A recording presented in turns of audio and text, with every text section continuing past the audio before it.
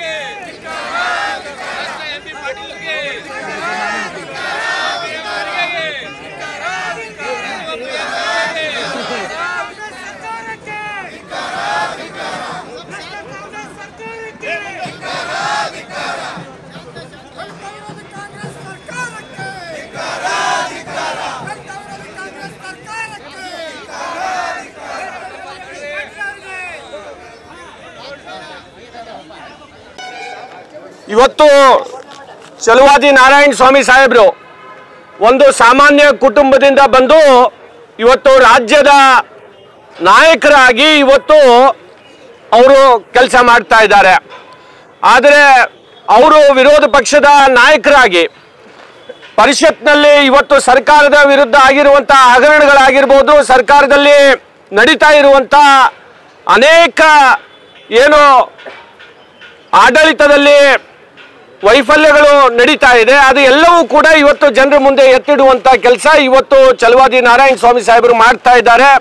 ಇವತ್ತು M B Patil ಅವರು ವಿರುದ್ಧ ಏನು ಮಾತುಗಳನ್ನು ಹೇಳಿದ್ದಾರೆ ಅದನ್ನು ಧಿಕ್ಕರಿಸಿ ಇವತ್ತು ಇಡೀ ರಾಜ್ಯಾದ್ಯಂತ ಪ್ರತಿಭಟನೆಯನ್ನು ಇವತ್ತು ನಡೀತಾ ಇದೆ.